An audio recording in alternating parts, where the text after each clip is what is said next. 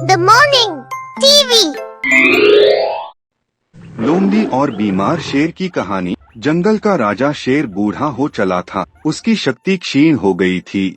उसमें इतना बल शेष नहीं था कि जंगल में जाकर शिकार कर सके। इस स्थिति में उसके समक्ष भूखे मरने की नौबत आ गई थी। एक दिन अपनी गुफा में बैठा भूखा शेर सोचने लगा कि यदि यही स्थिति रही तो उसकी मृत्यु निकट है। उसे कोई न कोई उपाय सोचना होगा ताकि बैठे बिठाए ही भोजन की व्यवस्था हो जाए। वह सोचने लगा और कुछ ही देर में उसे एक उपाय सूझ गया।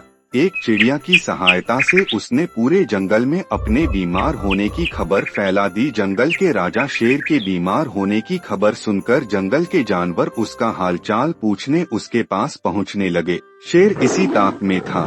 जैसे ही कोई जानवर उससे मिलने गुफा में प्रवेश करता, वह उसे दबोचकर मार डालता और छककर उसका मांस खाता।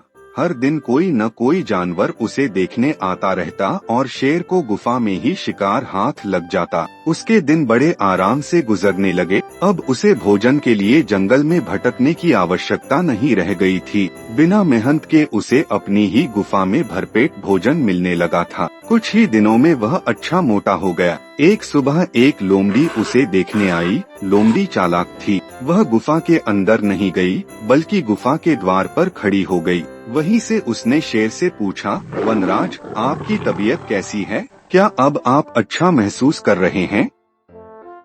कौन हो मित्र? अंदर तो आओ। मैं बीमार बूढ़ा शेर बाहर तक तुमसे मिलने नहीं आ सकता। मेरी दृष्टि भी कमजोर है। मैं तुम्हें यहाँ से ठीक से देख भी नहीं सकता। आओ मेरे पास आओ, मुझसे आखिरी बार मिल लो। मैं कुछ ही दिनों का मेहमान हूँ। शेर ने फुसलाकर लोमड़ी को गुफा के अंदर बुलाने का प्रयत्न किया। शेर के बोलते समय लोमड़ी बड़े ही ध्यान से गुफा के आसपास का नजारा ले रही थी। शेर की बात खत्म होते ही वह बोली, वनराज, मुझे क्षमा करें, मैं अंदर नहीं आ सकती। आपकी गुफा में अंदर जाते हुए जानवरों के पैरों के निशान तो हैं, किंतु बाहर आते हुए नहीं। इसका अर्थ मैं समझ गई हूँ।